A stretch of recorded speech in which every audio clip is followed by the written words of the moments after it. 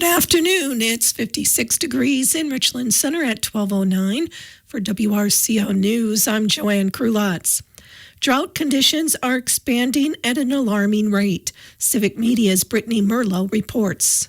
There have been 82 wildfires across Wisconsin, with 32 of them starting because of improper equipment use. Things like unsecured trailer chains, lawnmowers, ATVs, UTVs, tractors, and more. Now, 77% of the state is in a drought and 30% has reached severe status. That's a 10% spike in just 7 days. Wildfires that occur under these conditions can burn for great lengths of time and smolder underground for days, which can be challenging to suppress. Amy Penn from the Wisconsin DNR says, usually like 11 through 5 p.m., those are usually the more concerning times of the day. Only operate equipment like chainsaws, off-road vehicles, and lawnmowers early in the morning or late in the day to avoid sparks at peak burn hours. It's the safest time of day. That's usually when the winds calm down and the relative humidity increases again. Burns are still suspended in several counties and elevated areas. Between boats headed to storage for the winter and hunters towing wreck vehicles, be sure to secure dragging parts to avoid creating sparks while driving. Avoid operating vehicles on dry grass, check tire pressure for exposed rims, and avoid all outdoor burning until conditions improve.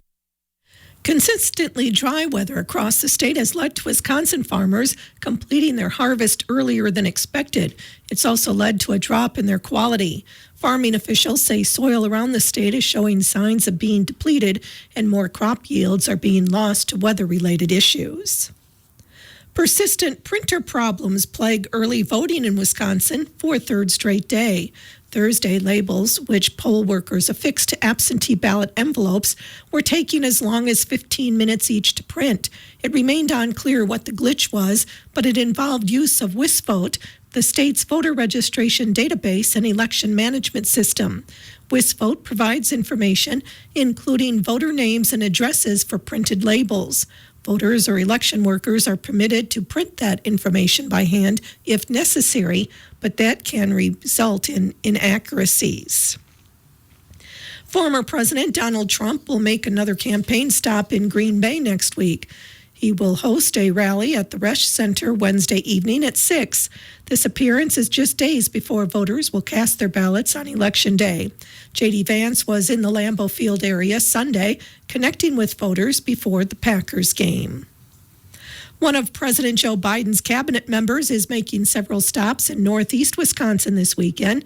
Secretary of Transportation Pete Buttigieg is scheduled to visit Green Bay, Appleton, Oshkosh, and Fond du Lac Saturday to rally for Vice President Kamala Harris and her running mate, Minnesota Governor Tim Walz. Buttigieg will meet with voters and encourage early voting, which began Tuesday. His visits will focus on issues important to the Harris-Walz ticket, such as lowering cost and protecting reproductive freedoms. A Republican state senator says he's not voting for Donald Trump. In a radio interview on Thursday, State Senator Rob Cowles of Green Bay said his vote for Kamala Harris marks the first time he's ever voted for a Democrat for president. Cowles has decades of service in the Wisconsin legislature and is currently the longest-serving state senator. The Wisconsin Alumni Research Foundation is giving $160 million in total to the university, with $15 million of that going to AI research. Chancellor Jennifer Mnuchin says the award will help UW-Madison lead the way in shaping AI's role in our future. The grant will also help speed up hiring of 120 to 150 new faculty over 3 to 5 years, help fund cutting-edge tech, bolster research staff, and provide startup cost. WRF has been awarding grant money to the university since 1925, and this year's total is larger than last year's grant of roughly $134 million. Wisconsin and South Dakota-based healthcare systems plan to merge Marshfield Clinic Health System and Sanford Health, based in Sioux Falls, South Dakota, announced Wednesday they plan to merge. The joint press release said the integration of the two health systems aim to improve patient care with new technology, research, and training. The merger is expected by the end of the year, subject to regulatory approval and closing conditions, the company said. As more Wisconsin students continue to struggle with food insecurity, State Superintendent Dr. Jill Underly has proposed increasing access to meals at school by providing all Wisconsin students access to nutritious breakfast and lunch at no cost to families. Dr. Underly is calling for universal free meals as part of her 2025-27 biennial budget request during a news conference Thursday in Kenosha. Dr. Underly's universal free meals proposal, totaling nearly $294 million, expands access to nutritious school meals to all Wisconsin students. The 2023 Youth Risk Behavior Survey shows 1 in 4 Wisconsin high school students reported hunger due to a lack of food in their home. Under the proposal, the DPI would create a new supplemental nutrition aid program, offsetting costs to students and families for meals received while at school, both breakfast and lunch. In addition to the universal free meals proposal, Dr. Underly's 2025-27 biennial budget request will fund the school breakfast program at a reimbursement rate of 15 cents per meal and expand participation to include independent charter schools, the state's residential schools, and residential child care centers, which would amount to $6.1 million over the biennium. Strengthen local food supply chains by creating a new program encouraging school districts to buy directly from local farmers and producers and incorporate fresh, high-quality, locally grown foods into school meal and snack programs at a cost of $10 million over the biennium. Fully fund the school day milk program so more Wisconsin students have access to milk while at school, a cost of $458,900 over the biennium, and create a new grant program to allow schools to purchase milk coolers or equipment to convert to bulk milk dispensers at a cost of $150,000 over the biennium. These nutrition provisions add up to an additional $311 million in investment in nutrition for children. The DPI's budget request, to be released in full in November, will propose additional significant investments in K-12 public education. The Wisconsin Department of Agriculture, Trade and Consumer Protection is alerting the public that it has received an increased number of complaints and reports concerning extortion attempts sent by email. You should know how to respond if and when you are faced with an extortion attempt. The messages in question falsely claim that the sender has obtained private and potentially damaging video recordings or other personal information about you. The scammers often include some accurate information about you to make their claims more believable, such as your home address and a Google Maps photo of your house. The tone of the messages may imply the scammer has been watching you closely and for a long time. The scammer will often claim you have visited unsafe websites and explain that this is how they first obtained access to your cellular phone or computer. The scammer may also claim they can remotely access your webcams and phone cameras to watch and record video of them at any time. Finally, the scammer threatens to share this private and embarrassing information with your colleagues, family, and friends unless their demands are met. The scammers typically request payment through cryptocurrency, which can be difficult to trace by banks or government agencies and can be impossible to recover after it is sent. You can expect these emails to communicate a sense of urgency, and they will likely be asked to pay up quickly or risk having the private information released very soon. If you receive a message like this, you should follow these steps. Do not panic. It is unlikely the scammer truly has compromising video. Ignore the message. Do not call any phone number listed in the messages. Click on any links or open any attachments. Never send money. In addition to cryptocurrency, scammers commonly ask for payment to be made through gift cards, cash, or a wire transfer. And change your password if the scammer references having it. If a password is reused for multiple accounts, change it on all of them. New unique passwords should be used for separate accounts to prevent the scammer from fraudulently accessing multiple accounts with a single password. Report extortion attempts to DATCAP, the FBI's Internet Crime Complaint Center, at ic3.gov, the Federal Trade Commission at ftc.gov, and if the message was sent to your work account, to your employer's technology department. For more information and consumer protection resources or to file a complaint, visit DATCAP's Consumer Protection webpage at consumerprotection.wi.gov or contact the Consumer Protection Hotline at 1-800-422-7128. The AD German Warehouse will be the site of the Haunted Warehouse tonight and tomorrow night. A small scare with the lights on will be held from 5:30 to 6:30 to allow the younger audience and their guardians to experience the Haunted Warehouse. The No Mercy Scare is the adult version of the Haunted Warehouse with all the lights turned off. It will be held from 7 to 9:30. Groups of 8 people will enter the building promptly every 5 minutes. Your group number will be announced and your group will immediately head over to the warehouse. Only participants will be able to enter with their group number. Smaller groups will be added together to make a group of 8. If your group is larger than 8, be expected to be separated into 2 groups. Absolutely no cell phones or other devices will be allowed to be taken into the attraction. For safety reasons, it is important that everyone understands the rules before entering the attraction. Go to the Eventbrite webpage to view the rules. The Haunted Warehouse will be held tonight and tomorrow night at the AD German Warehouse. Tickets will be available on a first-come, first-served basis for purchase in the 1912 building. Tickets for the small scare are priced at $10 per child and $15 per guardian. Tickets for the No Mercy Scare are priced at $15 per person. Payments may be made by cash or card. Credit card fees apply. Eagle School will host a fall festival and craft fair Saturday from 10 to 3. Holly Liska is an organizer of the event. We are having our first ever fall festival and craft fair.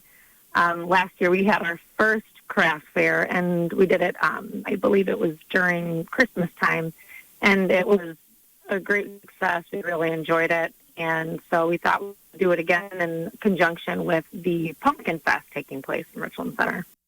There will be family-friendly games, arts and crafts, children's activities, and a food stand. In conjunction with the festival, a coat drive to help Hurricane Helene victims has been added. I've been in contact with a lot of individuals and organizations that have been working down there, just kind of trying to get funds together and whatever needs need to be met over the last couple of weeks. And so it's still pretty hard tugging at my heart. And so this is something that had come up. I keep hearing they've got a lot of clothes down there, but it's snowing in the mountains. And so they really need things that are geared specifically towards coats, hats, gloves, things of that nature. Feel free to drop off new or gently used coats, hats, and gloves or mittens. Holly Liska says she does know other items are needed, but they are focusing on the coat drive. What we know that they want is propane and heaters. If people have campers that they no longer use or are willing to donate, obviously we can't take them, but we can connect them with the people who can get them down there. But yeah, like the heaters, the propane, if people want to donate money to the victims, I have a couple contacts down there they can directly donate to. But we're really focused on the new or very, very gently used coats, hats, gloves, snow pants, and even heavy blankets or sleeping bags. And if they have questions about things that they want to donate but they don't know who to get in contact with, I've pretty much made contact with people in all the states that have been affected, with the exception of Florida, and I can probably get them in line with somebody that they can work with. The Eagle School Fall Festival and Craft Fair will be held Saturday from 10 to 3, with the coat drive being held from 11 to 2. If you are unable to drop off items for the victims of Hurricane Helene on Saturday, but would like to make a donation, call Holly at 608-475-4560. A program to recognize the 35th anniversary of the Lower Wisconsin State Riverway and Riverway Board will be held Sunday at the Wisconsin Riverside Resort near Spring Green. The Lower Wisconsin State Riverway was created in 1989 to protect and preserve the scenic beauty and natural character of the Lower Wisconsin River Valley. Lower Wisconsin State Riverway Executive Director Mark Cupp said he was asked to go to early meetings before the creation of the board by then State Senator Dale Schultz. It was an eye-opening experience because there was a division between the local appointees to that. That was a DNR-appointed group, and then those that were from Madison. And I went back to Dale and some of the other legislators from the Valley who were largely Republican and said, this is extremely divisive, and the local people are not happy with what's being proposed, and that's what eventually led to the local officials group, which was really, it was a nonpartisan group that Senator Krull had established, and it was county, town, city, village officials only, not people from Madison at all, or from the university, or from environmental interest groups. That whoever each of those municipalities wanted to appoint, and they got to go through the proposal line by line, page by page, and said, we can live with this, we can't live with that. And that enabled Dale and Senator Krull to work with their colleagues to come up with a plan that the locals could live with. Not everyone, but the majority. And that was a key turning point. Dale Schultz gives a lot of the credit to then Governor Tommy Thompson and local officials. Look, guys, this is going to happen. You should see that now. Backstop you for a while, but you've got to get involved. And you know what? That was a big ask, I think, at that time for us who represented this area. But we trusted him. He stood behind us. And, you know, ironically, at the end of the day, there wasn't a lot of drama. Things fell together pretty well. And the reason they did is because those local officials put together, I think, a tougher plan than the one that was coming out of Madison. I mean, they really did care about the Valley. They had historically done that, willing to get involved and to sell that. They managed to find the real bad parts of the plan and get rid of them. And you know what? Because of their work, it was, I think, easier than a lot of people thought for Spencer Black to say yes. Now, we had a few minor adjustments at the end before the bill passed, but it was really an example of what happens in government when people listen to each other. They don't demonize each other. They work with one another. They have a vision that's big enough to look forward into the future. The project encompasses nearly 100,000 acres of public and private lands along the final 92 miles of the Wisconsin River. The riverway begins below the last dam on the river at Prairie du Sac and extends to the confluence with the Mississippi River near Prairie du Chien. Doors will open at the Wisconsin Riverside Resort at 12:30 with a program beginning at Sunday. Invited speakers for the program include former Governor Tommy G. Thompson, who signed the legislation that created the Riverway and Riverway Board, former State Senator Dale Schultz, and former State Representative Spencer Black, President John Green Deer of the Ho-Chunk Nation, and former State Representative David Martin, author of Wisconsin's Wild Rivers legislation. Mark Cupp invites you to attend the celebration.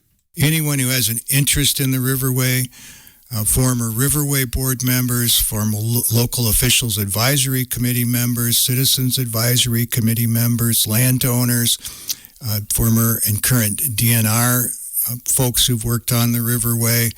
Anyone who has an interest in the Riverway is welcome to attend, and we would just love to see you there on Sunday, 1 o'clock, Wisconsin Riverside Resort. Light refreshments will follow the program. There is no cost to attend the event, but donations will be welcome to help defray expenses. For more information, contact Mark Cupp at 608-739-3188.